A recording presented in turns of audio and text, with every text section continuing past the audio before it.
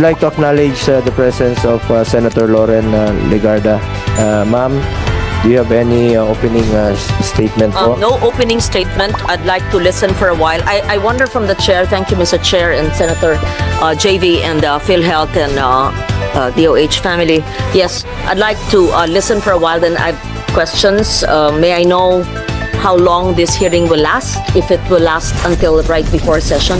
Yes, yes. Okay, yes. I'll listen for a while and I will interject because I know that this hearing has been going on for a couple of hours and I might be repeating some of the questions that were asked, but I would, yeah.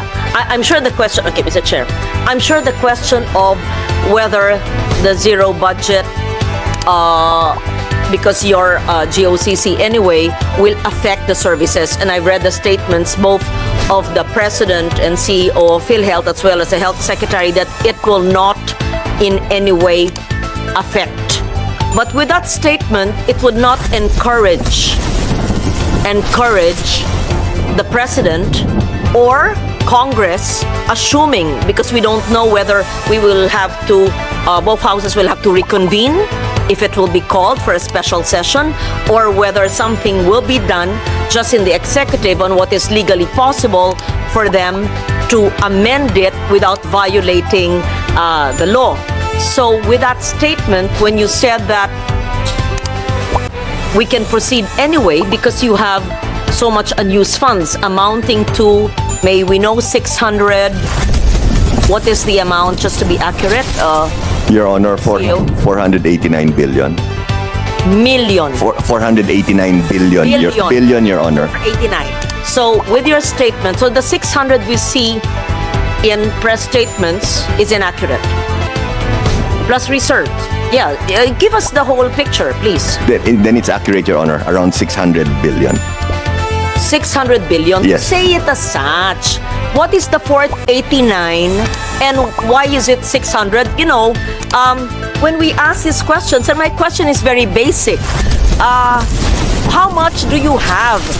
Don't let us draw information from your brains. 489.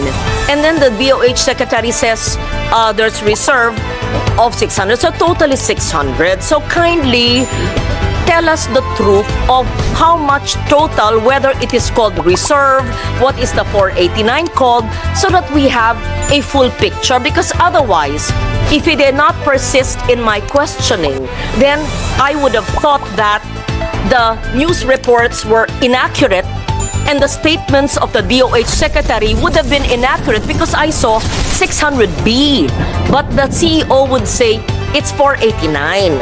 And there's a hell of a lot of difference between 600 and 489. So I would have deduced that, oh, there's some anomaly, or at least in my understanding of how much PhilHealth has. So may we request, Mr. Chair, I apologize for just being emphatic, I'm not angry, to just ask everyone very simple basic questions, because that's where we're coming from, and to just please advise us, do you need anything or you are comfortable with what you have because it's a big amount, and the President himself has stated many times that there was not a necessity, it was not necessary to provide any budget for you.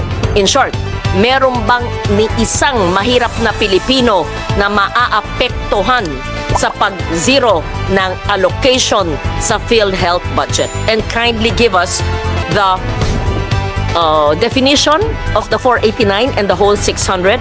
What is the difference? Reserve. What is a 489? If the balance is reserve, what is a 489? Yeah, in simple terms. Thank you. Your Honor, apologies for the miscommunication. If I can allow my Sir Renet Limsiaco, our Head of Finance, to give you the details po of the funds. Thank you, Your Honor, Mr. Chair. But Mr. Chair, if this was already put on record earlier, then I submit, then I will just look at the records. But if the 600 detailed of the funds was not yet given on record, that's important to us. Iba ang 600 sa 489. Ano ba talagang exact, no? I mean, anong exact amount ng inyong reserve fund? 600, may lumalabas na 600. Sabi niyo 400 489. That's why, Mr. Chair, I had to correct them because when I talked to the CEO just now, he said 489 and the DOH secretary said 600 and the reports in media to the public is 600. That is why he admitted it's actually 600. So kindly give us the breakdown of the 600 billion, and if the difference between 600 and 489 is reserve, how do you determine what is reserve? What is the reserve definition of terms used for? What is a 489? And give us the breakdown, please. And in what bank is it deposited? What kind of a deposit is it? Is it a time deposit? How much is the interest? And where does the interest go? So what is the principal? What bank? Who's account officer in charge? Are these several banks? What is the, give us the details of the 600. Is it 600B? 600.1001? I mean, ano ba? Detalya po. The Filipino people need to know. And my second question would be, meron ba ni isang Pilipino na maaapektuhan dahil siniro? Hindi kami ha, wala ako sa BICAM ha, na siniro ang PhilHealth.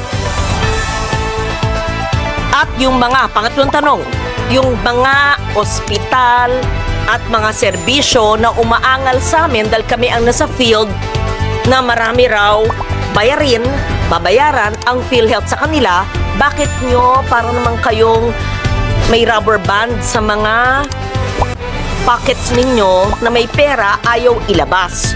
Hindi nyo pera yan ha? Kayo'y empleyado ng gobyerno, parang tayong lahat ha.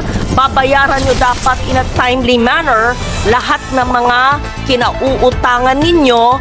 That's fiscal discipline. I think your background is finance. Ibalanse nyo ang fiscal discipline at saka ang serbisyo sa mga nangangailangan na mga miyembro ng PhilHealth. At nandito ang mga author ng Universal Health Care. At dapat sa Universal Health Care, sa aking pag-iintindi, dahil ako rin ay isa sa mga author, ay point of care. Hindi na kailangan maglabas ng ID. Hindi na kailangan ng guarantee letter sa mayor, congressman, senator. Ay inaasikaso na sa pampublikong ospital. Inaasikaso na sa may MOA ang DOH. So lahat na. And just for the record, Mr. Chair, and the principal author and sponsor, Senator JB, and you would know that because you were my vice chair when I was finance. Even before the Universal Health Care was enacted into law, Senator JB, what did I do? What did we do? You were my vice chair for health. I covered, as chairman of finance, every Filipino, every indigent Filipino. Sec Mina Pangandaman knows this. She's now the DBM secretary. She was with me. Alam to ni Attorney Yoli Doblon. Where is she? She was the head of the LBRMO. Director Irene knows this. She was also the deputy staff of Attorney Doblon. Kaya ng national budget, wala pang universal health care na lahat ng mahirap, point of care, pagpasok hindi kailangan magpakita ng ID o GL ng lahat ng pampublikong ospital bago magkaroon ng batas. At salamat na isa batas namin. Okay, pakisagot po. Maraming salamat. Before you answer that, no, Senator Legarda, na-discuss na po natin, Ma'am Loren, na-discuss po namin earlier ito, some sa mga questions mo. Pakisagot lang po, Mr. Renato Limsiaco, kung ano yung tama, no? Kung 600 o 489. Kasi nung budget hearing, iba yung pinakita nyo sa amin na figures. So, iba't ibang figures ang lumalabas ngayon. Pangalawa, Senator Loren, pang 11th hearing ko na po ito ng Committee on Health. Naka-anim na po ako sa PhilHealth dito. At nung sabi ko nga sa kanila, wala sanang excess funds, wala sanang reserve funds. Kung yung inimplementa nila ng maaga, yung expand benefit packages, increase case rates. This week lang po sila nagkandarapa to increase the case rates. This week lang po sila nagkandarapa to expand benefit packages. So kung inagahan yon, walang excess funds na wawalisin ng National Treasury, walang reserve fund, na makikita at maraming pasyente ang makikinabang, yung mga mahirap nating kababayan, kung inaksyonan po ito ng maaga. Anyway, sagutin niyo po yung katanungan ni Senator Yeah. Loren. Mr. Chair, pakisagot kasi lahat ng ating pinaikot-ikot dito, nasabi nga nyo, 11 hearings na. Simple lang pong tanong ko, sa inyo po nang galing yung figures nyo. Meron kayong 600 billion. Sabi nyo, yung balanse, if you deduct magkano, 600 minus 489, yung diferensya nun, investment, reserve. Definition of terms, ano po yung reserve? Tapos, sinabi din nyo, meron kayong 489 billion sa investment portfolio. Gusto ko maintindihan, ano ba ang ibig sabihin ng investment portfolio? What is the nature of the investment? It has to be discussed. That is not your money, that is public money. What is the risk profile? How much is the forecast revenue and for what? And what are the financial institutions where this is lodged? And I would like them to explain to us. Because kinakaltasan lahat tayo ng PhilHealth. Kayo ang may hawak. Habang namamatay ang mga tao, humihingi ng guarantee letter ang habang proseso. While you are floating in billions, hundreds of billions of cash.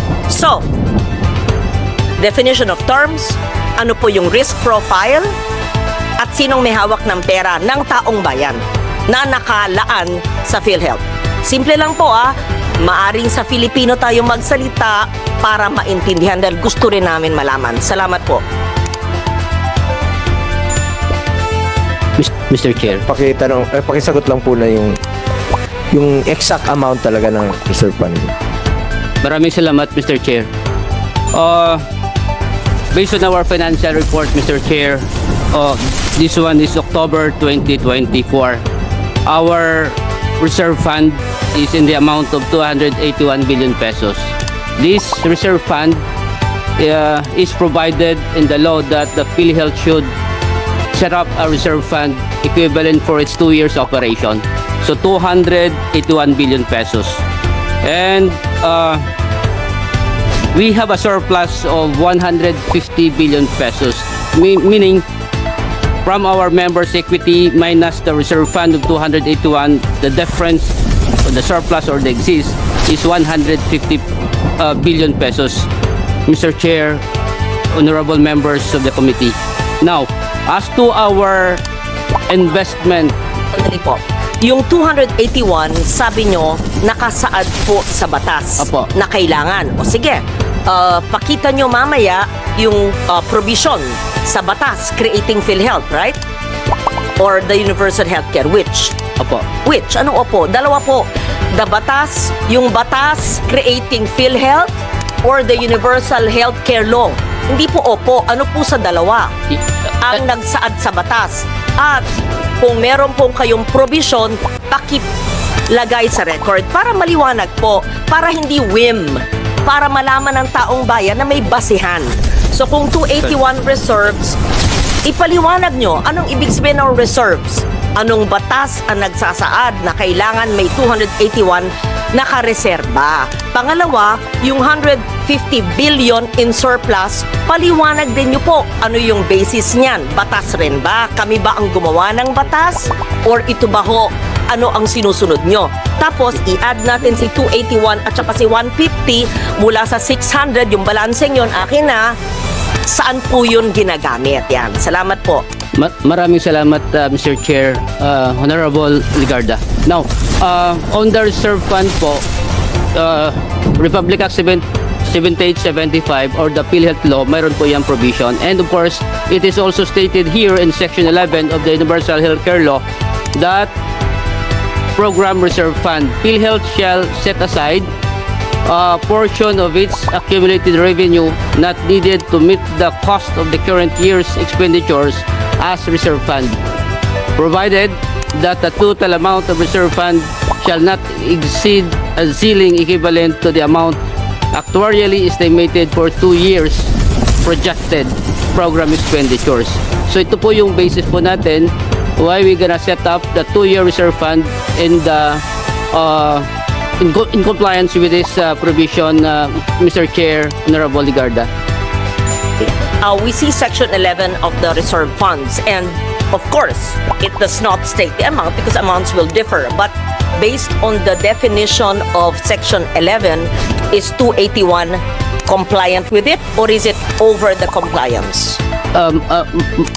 Mr. Chair, Honorable Legarda, this computation calculated by our Department of Finance and adopted by the management, by the board, that the reserve fund for our FS in the year 2024 in the amount of 281 billion. Proceed po with 150 surplus. Define po, pakipaliwanag po ano ang surplus. Ang pagkaintindi namin ng surplus ay extra, sobra. Okay. So reserve, surplus, may 431 billion pa kayo. Ayan. Paliwanag nyo yung ibig sabihin ng surplus at yung basihan ng surplus nyo, tapos yung 431, nandun na tayo. Paliwanag po nyo yung paggamit ng 431 at saan po naka-invest, ano po yung interest, ano yung risk. Thank you.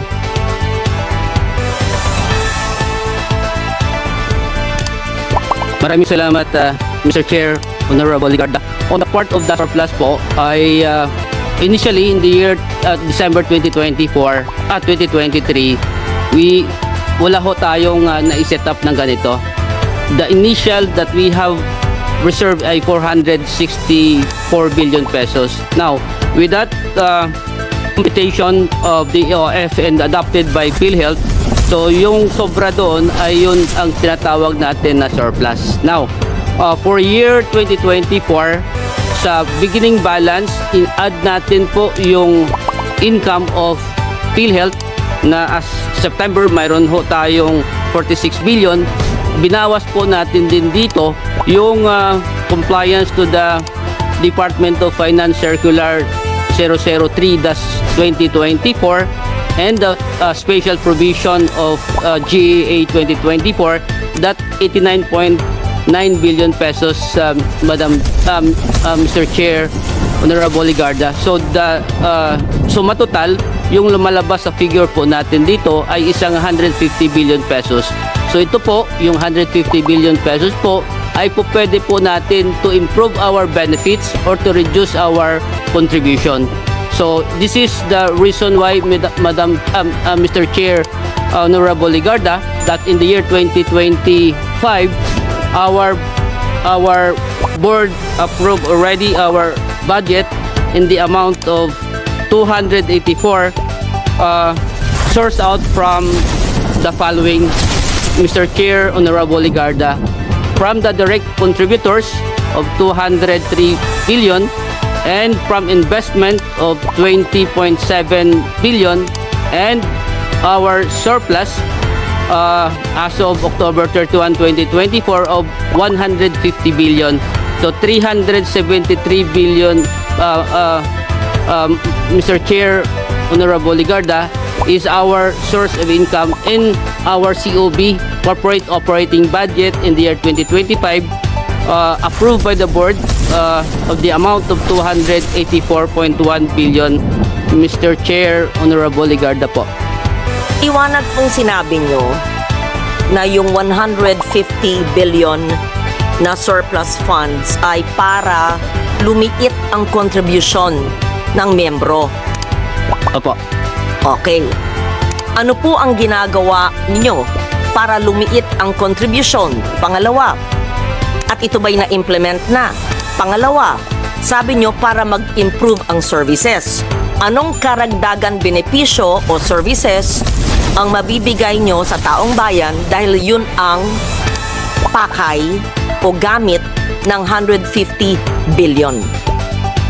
Thank you. Maraming salamat po. Honorable Mr. Chair, Honorable Legarda, on the part of... Questions. What is your position? Can I see? Senior Vice President, Mr. Ledesma, are you familiar with these issues or you're new, so you're leaving it to your SVP? I can answer the issues, Your Honor. It's just that for the finance-related issues, I felt... Okay, feel free to answer, please. And Mr. I can't see the person answering. Mr. Limishaco has been with PhilHealth for a while. Okay. Both of you can answer, please. Yeah, thank you. Maraming salamat po, Honorable Legarda. On the part of PhilHealth po, as provided by law, oral nakalagay. So we are more on the expansion of benefits. Now, as presented this morning, Honorable Legarda and members of the committee, our board, through our secretary po, Chairman of the Board Secretary Herbosa, approved the 50% across the board increase. The other recent board meeting, that 50% po of the across the board estimated actuarially at the amount of 97 billion pesos. So aside from that 50%, Mr. Chair, there are other benefit packages that PhilHealth expand or implement initially for approved by the board and ready for implementation in the year 2025. The 50% expansion of benefits, did you discuss that this morning? Did you show under the present package ito? The expansion ito, 97 billion ang cost nito. Did you do that, sir? Mr. Chair, hindi po natin nagawa ngayon, but we can come up with a report po. Please Maybe say it natin now. sa That's inyo. very important. That's very important. People have to understand where their money's going. So, I will not wait for the 12th hearing. Opo, ngayon po, pakisabi po. In simple terms, in Filipino or English, whichever, name the present package benefits. It won't take you 60 seconds. And what are the expanded benefits for the expanded package, and why will it cost us, or the Filipino people, 97 billion? Please explain. And this is 97 billion from the 431 billion or from the annual contributions. Will it eat up into the 431 or will it eat up into the 150 billion surplus, or will this be an annual 97 billion in the coming years? I want to understand. Mr. Chair, Madam Senator, I just want to mention, to add what Sir Net mentioned earlier. So we did a 50% increase 2 nights ago during our last board meeting chaired by Secretary Herbosa. Last February 14 of this year, Mr. Chair, we also did a similar 30% increase almost across the board. So we did a 30%, Mr. Chair, Madam Senator, on February 14, and we did an additional on top of the 30, 50% 2 nights ago. So for a total, Madam Chair, of 80% increase. Sa screen. O yan, yung kanina, pakibalik po. So gusto namin makita yan. Nung Pebrero, 30% increase for case rates. Tapos, nung Abril, ang ibig sabihin yan, sinakop na ang breast cancer. Tama ba yung aming intindi? At saka yung mga nakalista dyan? Actually, Madam Chair, correct. Madam Chair, if I can mention very quickly, when we say increase almost across the board, that means almost, we have a total of 9,000 case rate packages, Mr. Chair. So when I say almost across the board, halos lahat po ng 9,000 po nakasakop doon. So Ibig sabihin yung 9,000, what are you referring to? we have different cases or case rate packages. Iba-iba po yon. Ang total niyan po, 9,000. So, pag sinabi po namin almost across the board or across the board, sakop po, lahat po yung 9,000 na yan po. 9,000 packages? Yes po. There are Packages. 9,000 individual, different case packages. Yes po. Packages? Yes po. Ba't ang dami naman klase? Marami po yan po. Iba. May mga nuances, iba-iba. Marami talaga po eh. Ganun Okay. po talaga. So, ibig nyo sabihin, yung 9,000 Anong tamang salita? Package o case rate? Case rate or benefit packages? Ayun na lang. Simplehan natin. Benefit packages na lang, ma'am. Inikit po tayo sa taong bayan, yung maiintindihan. Kami mismo, di namin, kung tatlo ang definition of trust, pareho palang ibig sabihin. Di yung benepisyo, yung pack, di ba? Mas madaling intindihan. Benefit packages, case. Yes po. Kaso ba? O ano ba? Yung anong tanong yung isa? Ang gulo nga eh. Benepisyo. Ayan. Meron po tayong 9,000. Benepisyo. Package. Ayun, 9,000. Iba-iba. Nag-approve po kayo ng 30% na increase. Lumaki sa benepisyo Yes po. Last February 14 po. nung Pebrero. Ano po ito? Anong saklaw? Ano po ang example ng inyong 30% in-increase? Hindi pa nyo babasahin lahat. O kung ano, example lang, 1, 2, 3. Para maintindihan po natin. In short, kung dati wala, ngayon, sa 9,000 benefit packages, sakop na ito. Ano po yon? Tapos, nung isang gabi, nag-approve pa po kayo ng 50% over the 30%. Ito yung cost. Ano po yun? Yun, example lang. Example po, ma'am. Pneumonia, ischemic stroke. Hindi covered ang pneumonia. Meron po, pero in-increase po namin. Covered na po dati, pero yung amount, in-increase po Okay, namin. magkano yung amount ng pneumonia bago ng February 2024? At nung Marso 1 ng taong ito, magkano na po ang pneumonia? Dahil napakalaganap ng pneumonia. Actually, Senator Loren, ito yung diniscuss namin kanina na napakaraming case rates na dapat nilang in-increase na noon pa. Sabi nila, 9,000 case rates daw yung pinag-aaralan nila. Meron nga po akong hinalimbawa kanina, Senator Loren, na meron pong mag-asawang pulis, ang kinakaltas sa sweldo nila, 3,006 a month, both of them, no? 43,000 ang na-contribute nila sa PhilHealth. Tapos nung nanganak yung asawa niya, 20,000 lang, nalugi pa sila sa kanilang na-contribute for the year. Sagot Yearly ko yun. That's why we want to understand. Iyon ang hindi pa niya nasasagot. Kanina ko pa tinanong. Kaya nga tinatanong ko po, yung 30% nung Pebrero at yung 50% ngayon. Aba, magandang pakinggan. 80%. Pero anong ibig sabihin nun? Anong benepisyo po sa mahirap na pamilya? Ayun, pakiliwanag po. Bakit naman? Nina, may ibang sumagot. Ibang sasagot. Ano ba ito? Diba? Madam Chair, because COO, our Chief Operating Officer, is the one who oversaw all of the increase. Sige po, with your makikinig permission po kami. Thank Okay, you po. Salamat yung po. 30%, example, pneumonia, sinabi po nyo, dati naman covered na, pero explain to us, please, when you increased in February and when you increased the other night, ano pong ibig sabihin nun? Mr. Chairperson, Honorable Senator Legarda, yung case packages po, all case rates na lang po, isang term lang gamitin, all case rates, ang coverage po ito is lahat ng diseases and lahat ng procedures, lahat ng surgeries na ginagawa. Ito po yung case rates para again sa lahat ng sakit and lahat ng procedures, including surgical procedures na ginagawa sa hospital, sa facilities, sa lahat ng accredited na healthcare provider. So, meron pong more than 9,000 case packages and in-increase po lahat ng case packages, in-increase natin ng 30% across the board. Lahat po. May exception lang po yung inuna natin na pag-increase dahil covered sila ng top 10 most burdensome disease. Hiniwalay po natin ito.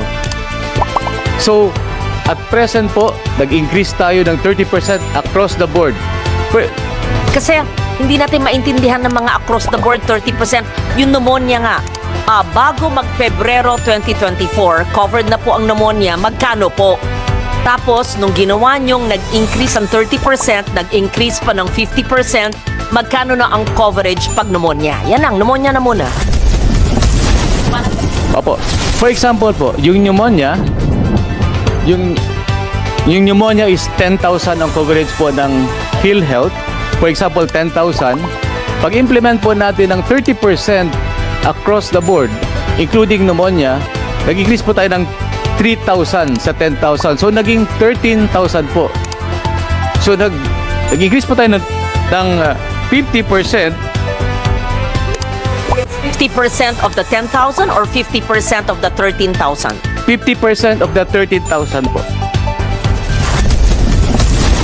So, naging 19,500 na po. Almost double po. This will apply to all government hospitals, whether national, DOH retained, or LGU hospital, Lahat right? po ng accredited ng PhilHealth. Maski na pribadong ospital, basta accredited ng Opo. PhilHealth. So, ang pneumonia po, 19,000. Example lang po yung para klaro po yung computation. Yes, example. Sabihin natin, heart. Ayan, cardiac issue. Magkano po? Bago mag-Pebrero at saka Disyembre. Ano po ang coverage?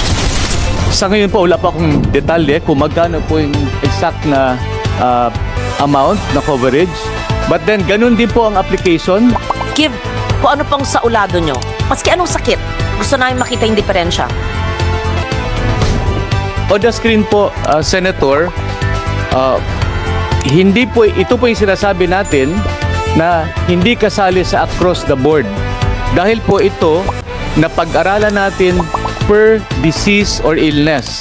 For example po, yung breast cancer, na-increase po natin yan, yung package niya, na-increase natin to 1.4 million.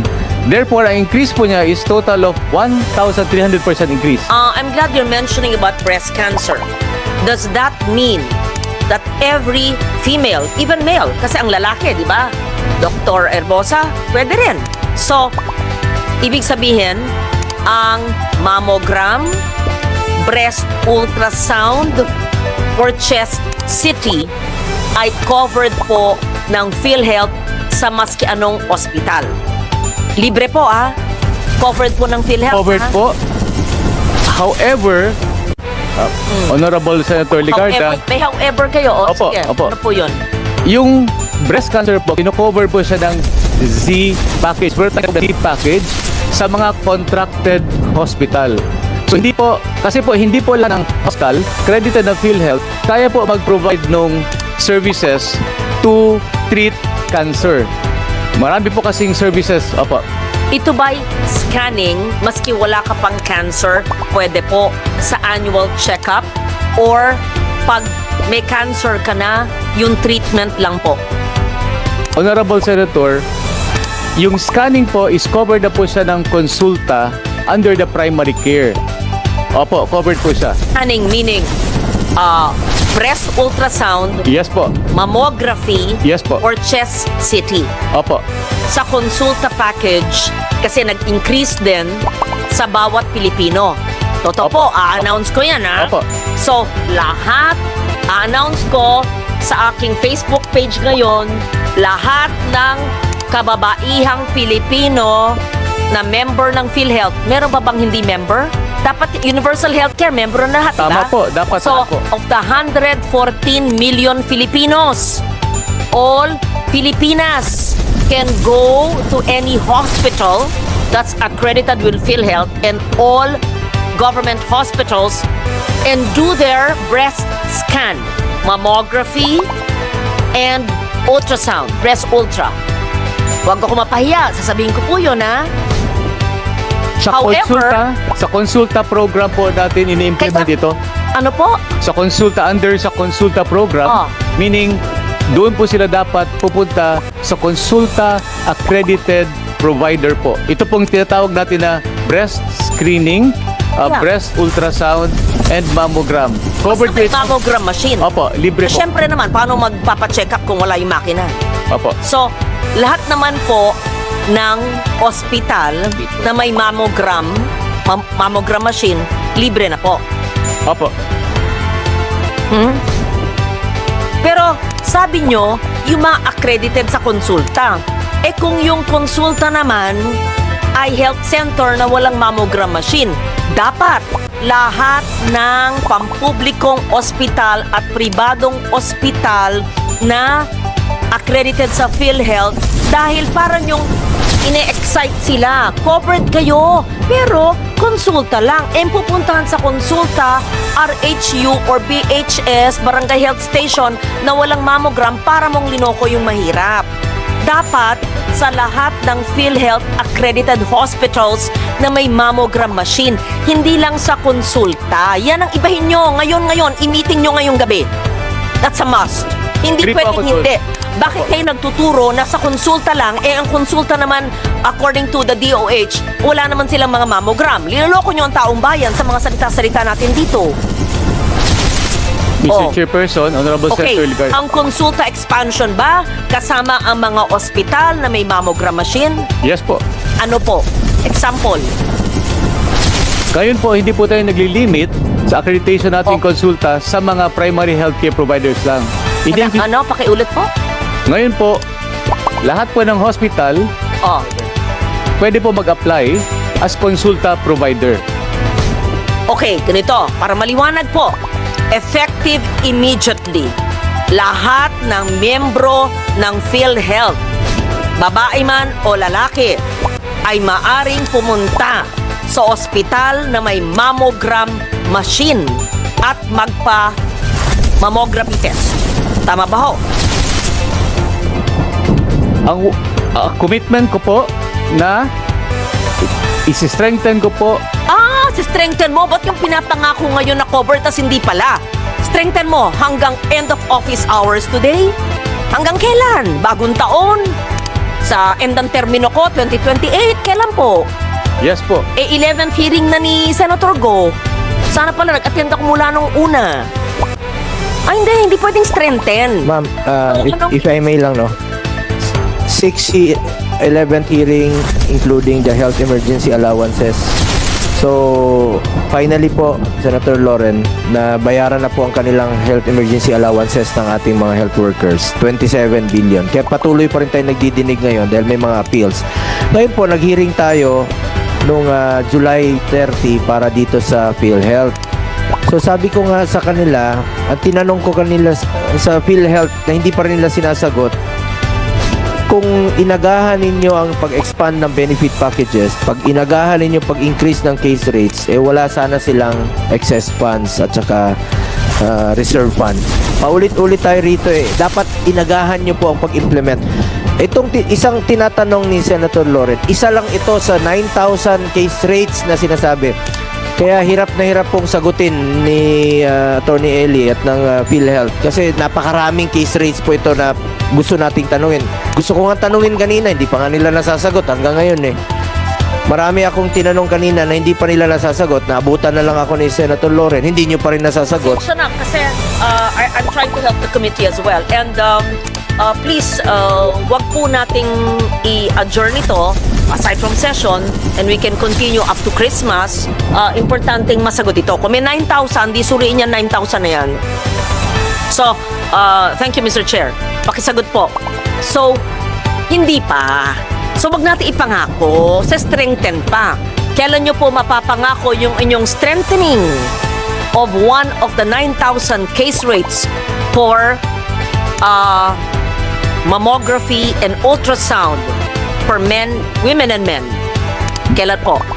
Honorable Senator Legarda, Mr. Chairperson, ang pinag-uusapan po natin dito, yung pag-accredit po ng mga hospital as consulta provider. No, those already accredited. Pwede po. Covered po ang breast.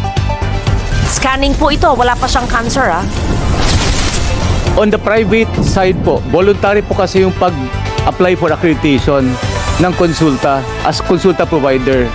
On the government side naman, decision po ng head or chief ng hospital kung mapapa-accredit po sila as consulta provider. On the part po ng PhilHealth, gusto po namin lahat. Lahat dapat accredited. Para tayong paikot-ikot Opo. Biniblame nyo nga naman ng DOH. Biniblame na naman nyo yung private sector na ospital. You mean kailangan sila mag-register sa inyo bilang konsulta provider? Kung sila naman ay may MOA na po sa PhilHealth, ano ba iba pa yung qualification na maging konsulta provider? Ano pong differentiation nun? May Mr. babayaran Chairperson. silang karagdagan sa PhilHealth? Honorable Senator Legarda, yung primary care benefit package po, available na po yan sa mga hospital. Okay, let's simplify. The primary care package, does it include breast imagery, mammography? Opo. It does. Opo. For all private and government hospitals accredited by PhilHealth. Yun nga po ang in-explain ko, Senator, na hindi po lahat ng hospital accredited under konsulta. Kung ako po ang tatanungin nyo, gusto ko po lahat accredited para lahat ng What's the hospital. difference? May I understand? There are accredited hospitals with PhilHealth that are not accredited with konsulta. Ano ba tong konsultang racket na ito? If I may po, Mr. Chairperson, Senator Legarda, yung konsulta po is a facility that provides primary care services.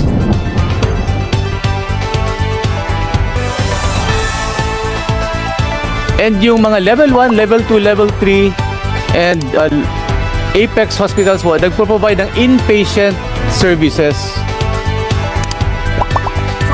Simplify. One sentence lang.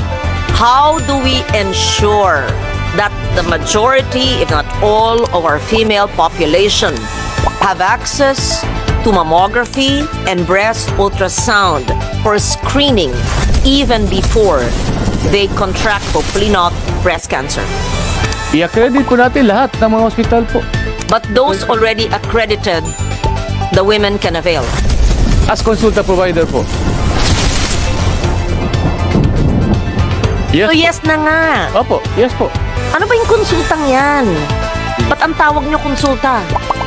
Yeah, primary care benefit. The consulta package is a primary care benefit package of 1,007 per ulo or per person na i-register in a primary care facility.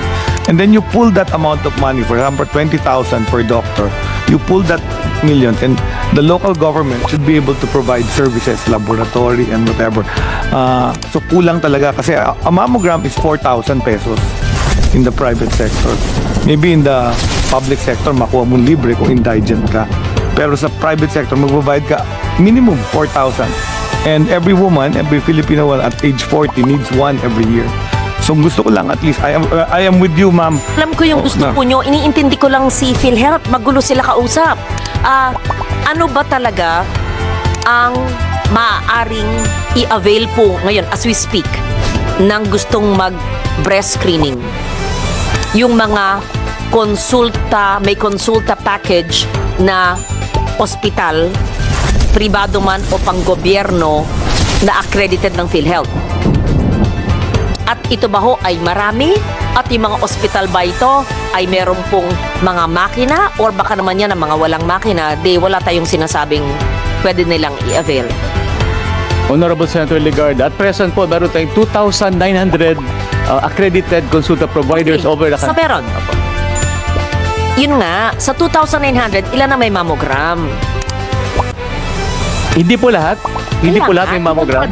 Ilan nga doon? At I assume po na lahat capable dahil accredited po sila, accredited. Okay, I will let you go on that. Please give us the list of all PhilHealth accredited medical institutions, hospitals that have consulta packages, that have working machines for breast screening. We'll submit. Post it Honorable on your Senator. Facebook page and any PhilHealth member can avail. Tama po? Okay. At ang advokasya po natin, lahat sana magmembro. Ganun ba ho? Opo. Magmembro. Yeah, rehistrado. Okay, next. We now proceed with the increase in your 150 billion that you said will increase the packages. So 30%. Okay. Then the other night, someone said, the CEO said that you increase it by 50% more, right? Which will cost you 97 billion. Who will answer the question? What is this 97 billion?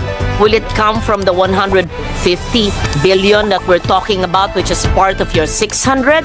Or is it going to be part of your annual collections so that it will be covered? So that we understand, sir.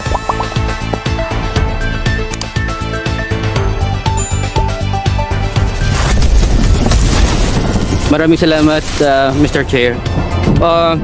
This 150 billion, Mr. Chair, is part of the sources of funds of the corporation in setting up its corporate operating budget sa year 2025. Meaning, as approved by the board, Mr. Chair, again, the total source of funds is 373.5 billion, and the appropriation or the COB of PhilHealth 2025 as approved by the board is 284.1 billion, Mr. Chair. And for the benefit expense po, 271.4 is intended for benefit expense. Now, this 271 is 27 billion higher compared to the last year. This year 2024 appropriation for benefit expense. Now, this is the initial that we requested the board to be approved. Can you, sir, are you enumerating the 431B use? Kindly flash it on the screen because I'm sure the chair would also like to see it. Yes. So, nanggaling po tayo sa 600 billion. Sinabi po nyo ayon sa batas, creating PhilHealth law, PhilHealth GOCC, na may 281 ayon sa batas kailangan reserve. Sige na.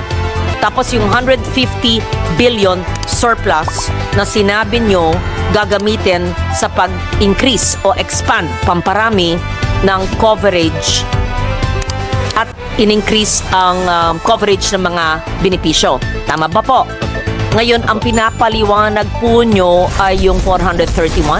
Is that it? Sa COB pa to, Madam, Mr. Chair, Honorable Legarda, the corporate operating budget ready for implementation in the year 2025 po.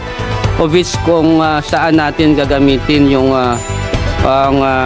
itong ating 150 na surplus and the estimated revenue from direct contribution. Okay, good. We're still in the 150 surplus. Opo. Okay, the 150B surplus would be to increase the benefit packages, what Opo. you call the case rates, and for operating budget. Opo. O, explain to us for the operating budget. Okay po. As provided in the law, Mr. Chair, Honorable Legarda, PhilHealth can utilize 7.5% of its actual collection in the prior year, immediate prior year po, for our admin expenses, and it is composed of personal services, pangsweldo, and the maintenance operating expenses, of course, MOE, a total of 12.5 billion pesos in the year 2025 po. So this 12.5 billion is within the 7.5 limit of the corporation po, Mr. Chair, Honorable Legarda. Total to 84 because it has part of it, the benefit expense. So, what part of the 150 surplus fund will be used for this operating budget? Our direct contributors is 203 plus 21. That's 223. 223 minus 271.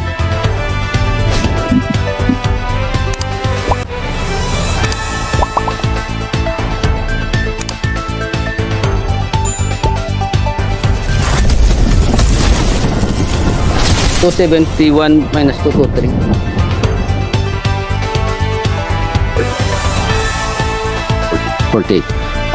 Mr. Chair, Honorable Legarda, the out of the 149 or 150, 48 billion will be utilized as our corporate operating budget for year 2025 po, particularly for the benefit expense po.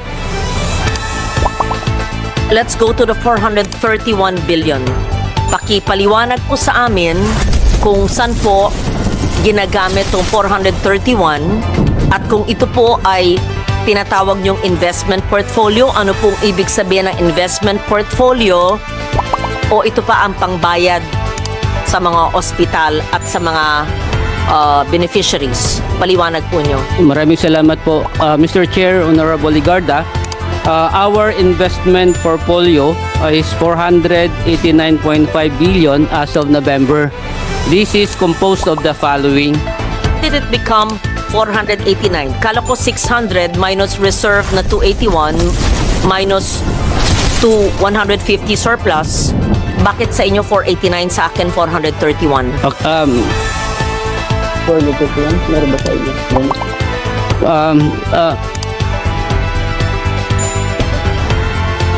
400. Sa inyo nang galing yung figures just now. 600, then 281 reserve, 150 surplus. That's Okay. 431, right? Yes po, Mr. Chair, Honorable Legarda, that's our members' equity reserve fund plus the excess and or the surplus, which we discussed a while ago, that 150 being used in the year 2025 as one of the sources for our corporate operating budget. Now, I am going to go to the asset side and discuss our investment portfolio and our assets. Now, as of Be talking about 431 or 489? okay. Again, we will be discussing now, ma'am, the 489.5 as our investment portfolio na po tayo. Okay.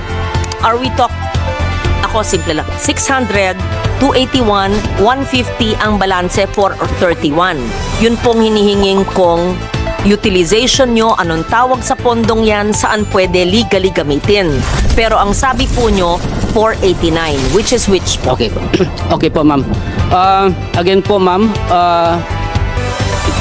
the surplus 150 and the reserve is 281. That's 431. That is part of our members' equity. Now, let's proceed.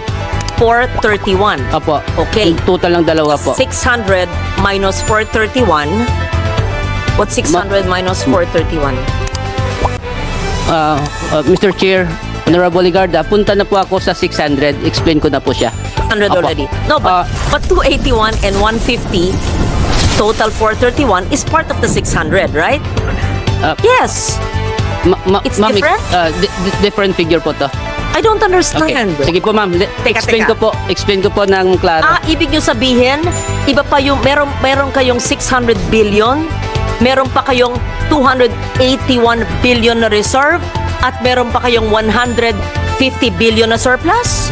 Kala ko po, itong 281 at 150, total 431, ay parte ng 600. Explain Iba ko pa po, ma'am. Hindi, ma'am. Explain ko siya ng konti. Guys, sige, pa-explain kasi nalilito na kami. Kaya Iba yung sinasabi na, iba yung nababasa namin, iba yung sinabi mo sa plenary, iba rin po yung sinasagot nyo rito. Opo, sige Ano, po. para sa kaalaman po ng mga kababayan nating nakikinig at nangangamba sa kanilang benepisyo mula sa PhilHealth, paliwanag mo po ano yung 600 billion, kung parte ba itong 431 o 489. Paki-simplify lang po. Yes po. Wag niyo pong lituin ang ating mga kababayan. Yes po. Ang pinag-usapan po natin dito actually kung sa accounting po, balance sheet to. Balance sheet, we have the assets equals liabilities plus equity. So this equity, ang pinag-usapan natin na surplus and reserve is part ng members' equity. So sa kabilang right side po siya. Now, ito pong dalawang ito, That's 281 and 150, 431, Opo, ha? opo. Okay po. okay po. Yung back up nito o sa kabilang banda niya, yung asset po natin, ito yung sinasabi na 600 po. We have as of September 628.2 billion asset, total asset po. Total asset, that is cash in the bank.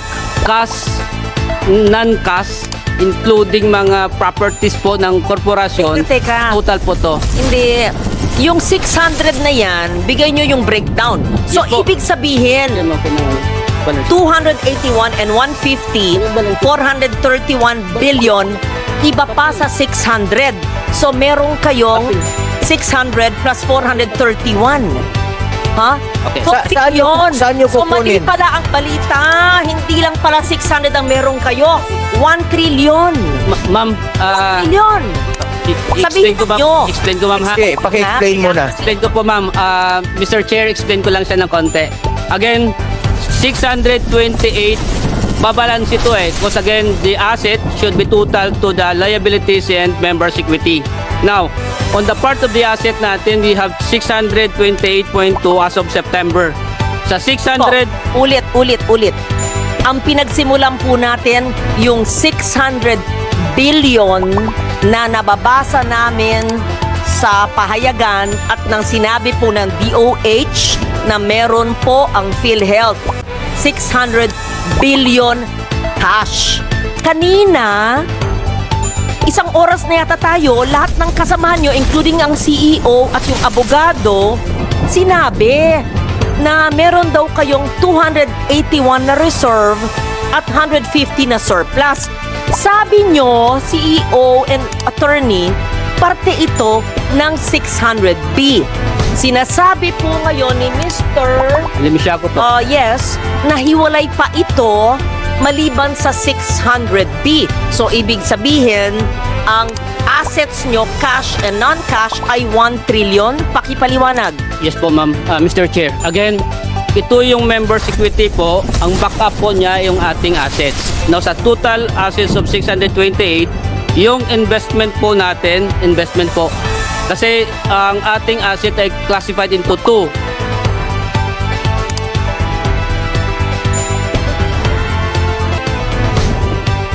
Quiet mo na, or pakinggan muna natin kung gusto lumabas na lang muna yung magsasalita dyan. Maraming salamat po. Again, ang ating asset po ay dalawa po to. We have current and non-current assets. Now, on the part of our investment portfolio po, Ilagay sa script. meron po tayo na papakita natin doon. Papakita natin doon. Papakita natin doon.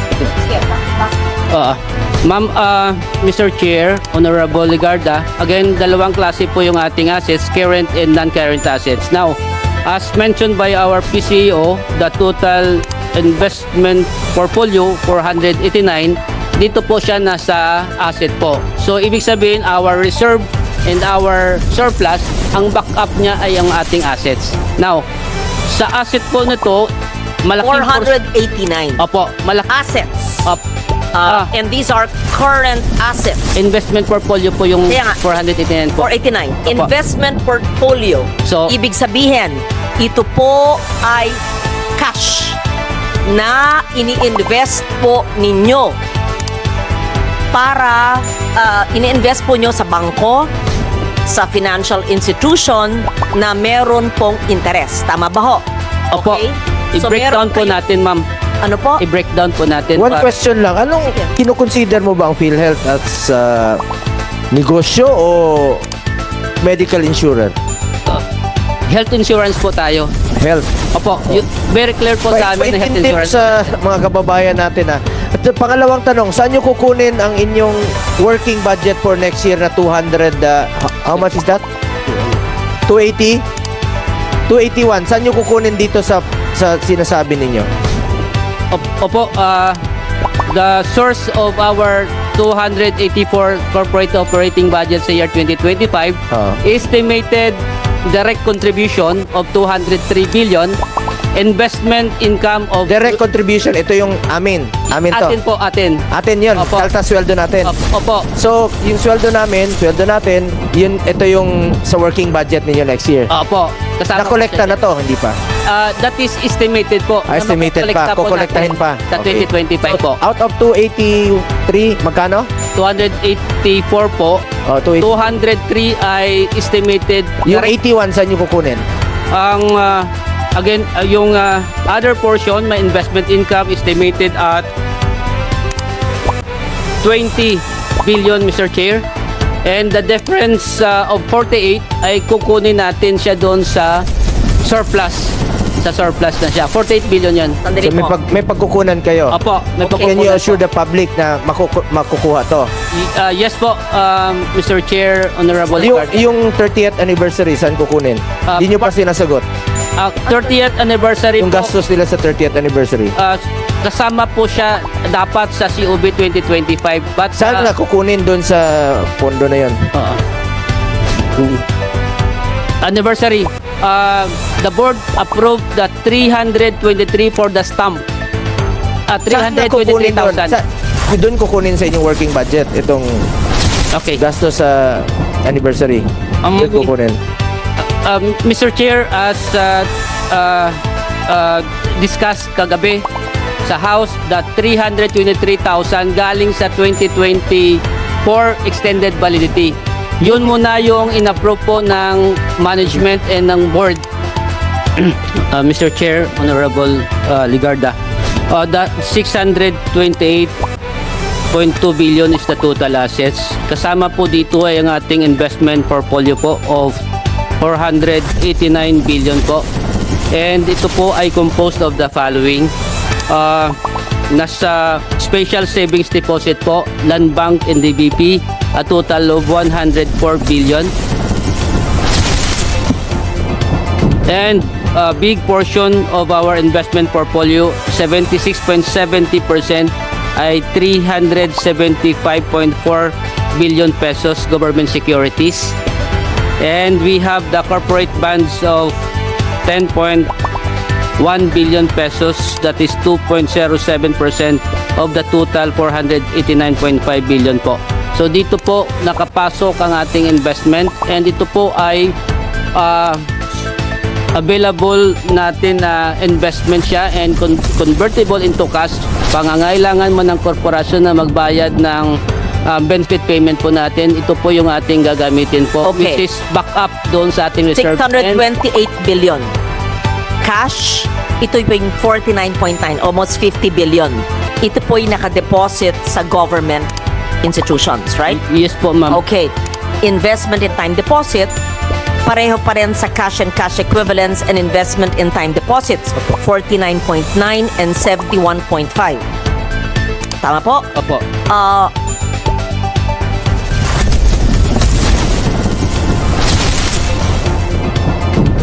Ano yung cash equivalents? Ano yung 49 kung hindi po time deposit? Opo. What are this?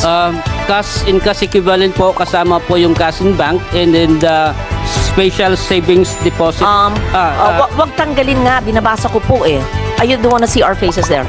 Pakilagay po ulit. Sino nagtanggal? Bakit pa tinatanggal? Pag binabasa ko, tinatanggal. Pakibalik. Please naman po. Iniisa-isa ko, tapos tatanggalin. Baba mo. Okay po. So, the cash on hand, not in time deposit, is 49.9 and time deposit is 71. Receivables is 112. Receivables from whom? From members? Ano po yung receivables nyo? 112 billion. Receivables, Mr. Chair, Honorable Legarda, receivables from national government, NGA, of 77 billion. No, it says here po 112.9 billion. 2024. Opo, 112 po siya. A breakdown po yung binabasa ko ngayon. The breakdown. Then Apa. say so. Because I cannot read your phone. Sir, pag nagbabasa po ako, iba po yung sinasabi nyo, so I get confused. So, Apa. you could kindly say it on the mic because Apa. we're recorded. Opo, Thank you. thank you po. So, of the 112, what's the breakdown, sir? Receivable from national government, this is 77 billion. Receivable from direct contributors, 52 billion. Accrued interest receivable from investment of 6 billion. Of course, this is 130 billion more or less, Mr. Chair, Honorable Legarda. And allowance for impairment, binabawas po natin, is 24 billion po. So that's the net of 112.9 Okay, billion. ano pong ibang current assets nyo? Very broad ang nakalagay po. Ano yung 1.6? 1.68 billion. Ano po yun? The current assets. If it's not cash or time deposits. Water. Thank you. Other assets, Madam, Mr. Chair,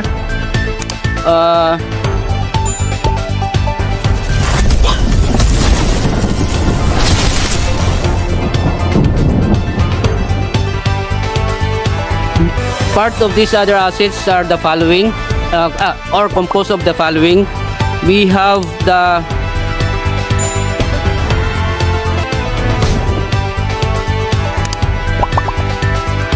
fines and penalties from ECAs, and then payment recovery, DCPM, amounting to 1.6 billion pesos po.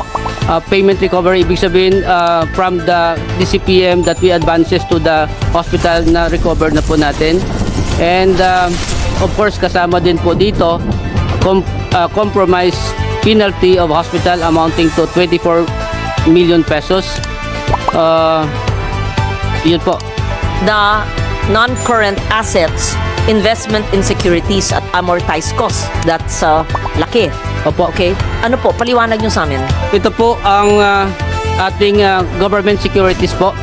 So, this government securities nasa Bureau of Treasury po natin siya.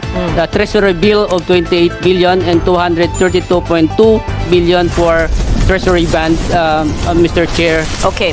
How about, of course, as property equipment, we understand that the investment property, what is that? What is the 855 million investment property?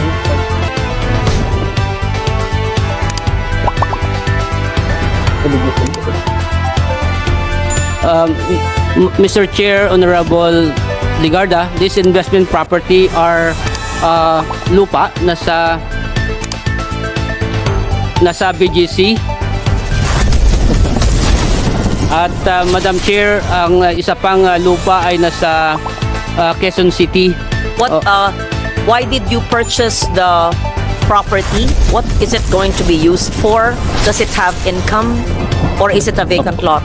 The property, Madam Chair, sa Quezon City ay para sa head office ng korporasyon. You're using it as a head office. Yes, we will be using for... You're building on the vacant lot.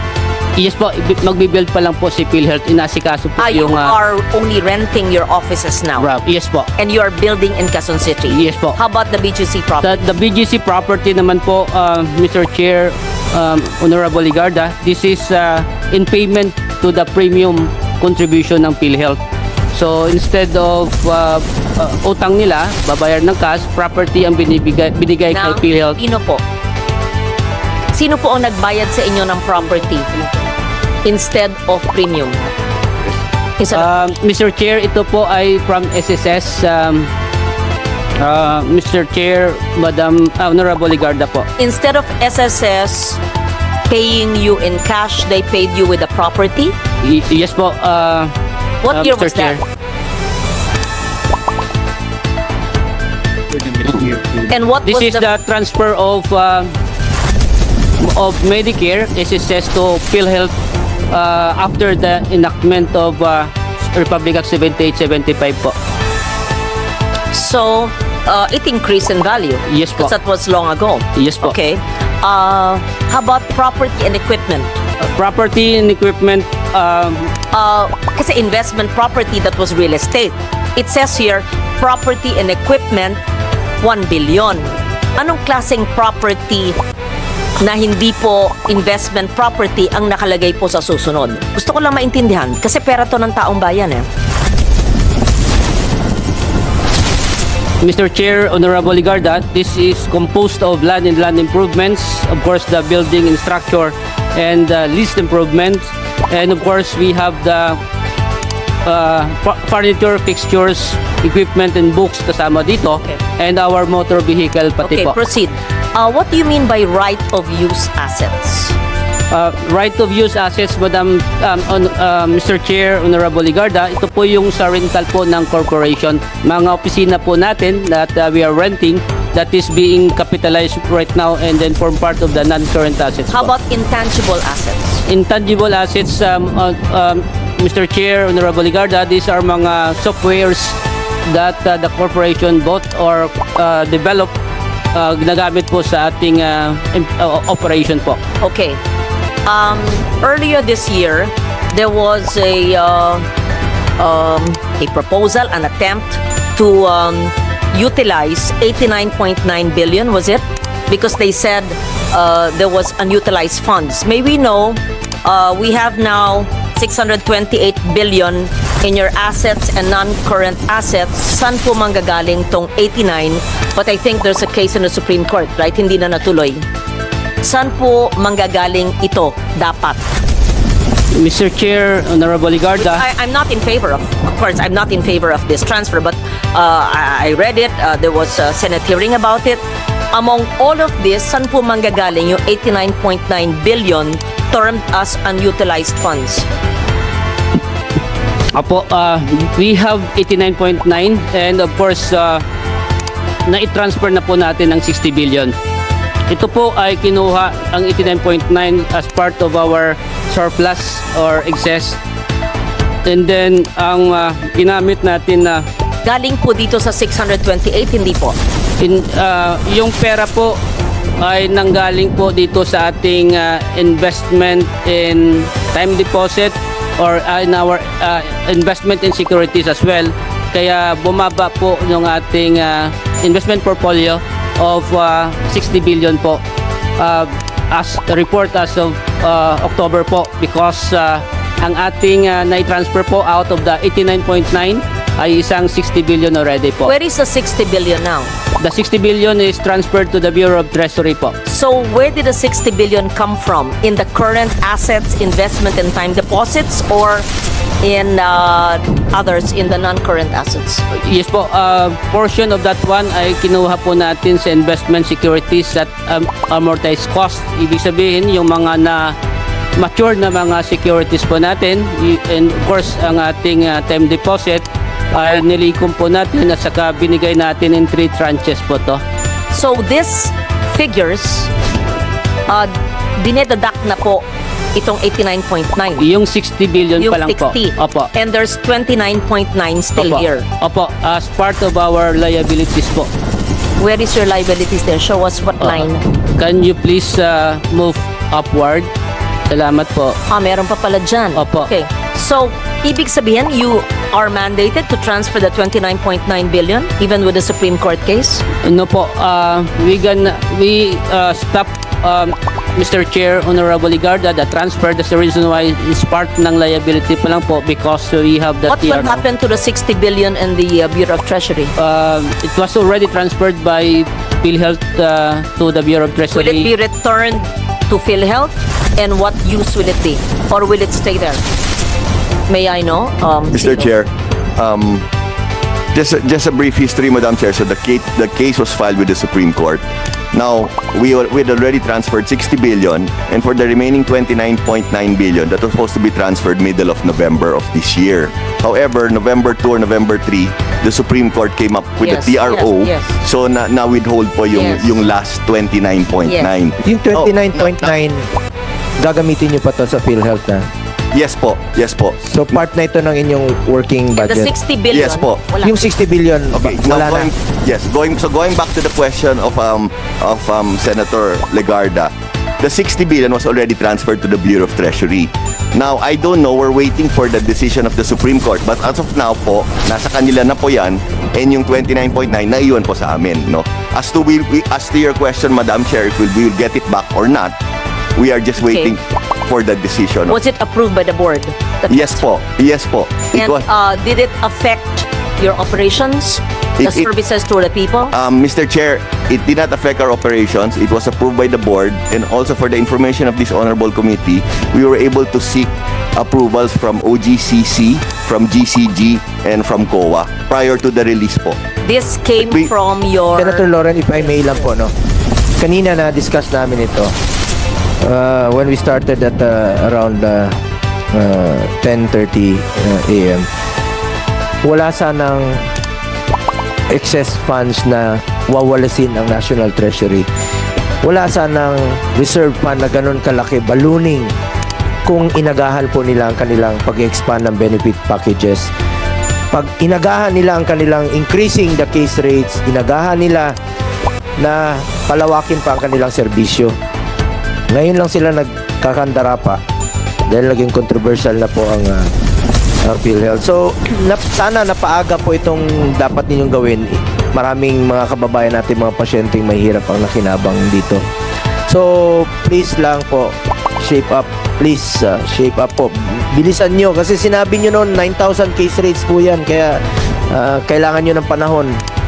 Since July 30 na po tayo nag-hearing, monthly tayo nag-hearing dito, kaya nga po na ito yung mga health workers natin, ma'am, na nabayaran na po ang kanilang health emergency allowances. Since March pa itong hearing natin, 11th hearing ko na po ito.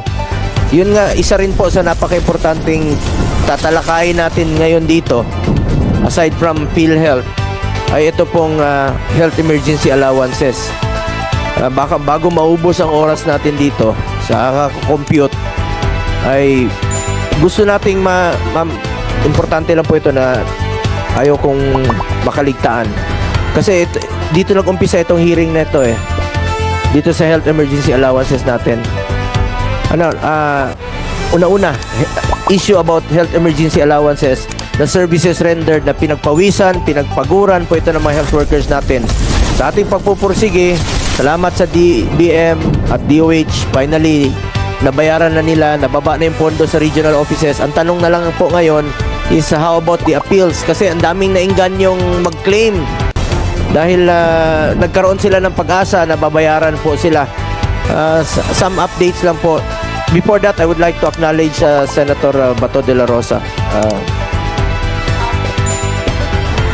Mr. Chair, I'm very much interested to know that. Can I just wrap up? Yung 60 billion nang galing sa investment, securities, and time deposit. Ngayon po nasa Bureau of Treasury. So, merong loss of earning capacity through the interest.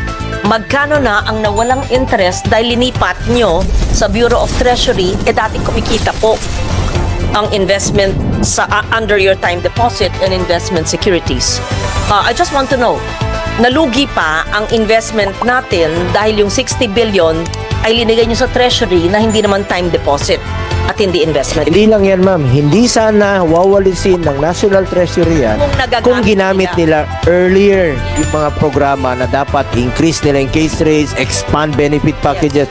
Ang daming sakit So, sagutin po nyo, meron bang loss of interest? At pangalawa, anong dahilan ba't hindi nyo ginamit sa pangangailangan ng taong bayan? Just very brief, very brief. Thank you.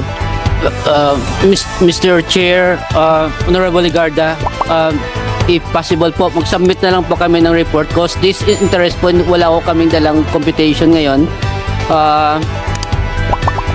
Yes po, may, of course, sa 60 billion, may interest na nawala talaga. Paki-compute na. Paki-submit rin po dito, paki-compute yung gusto ni Senator Loren. Submit niyo po dito sa komite. Yun yung tanong ko, ba't hindi ginamit sa mga benefit packages? Kasi kung wala, kung naghamit nga nila yun, Ma'am Loren, ay sana wala silang excess funds at hindi magbabalon ang kanilang reserve fund. Mr. Chair, if I may address the question of Senator Legarda. Ma'am, I'm just going to estimate, roughly the interest is around 4 to 5%. We transferred 60 billion and maybe it was from April until May, June. So maybe 6 or 7 months. So that would be 5% per annum of 60. So estimate is billion. Ma'am, rough estimate, Mama, Mr. Chair, is around 1.5 billion in interest income that was lost, ma'am, when we transferred it. Because most of them were earning, ma'am, roughly 4 to 5%. Sa savings yan at saka sa treasury bills. I hope that addresses your question, ma'am. Thank you po. Thank you, Mr. Chair. Salamat. Balikan ko lang muna yung health emergency allowances. Bago matapos ang taon, sana naman maging masaya ang Pasko ng ating mga health workers pag nabayaran sila sa kanilang dapat tanggapin services rendered na po ito. May we get an update from the DOH? Kumusta na po?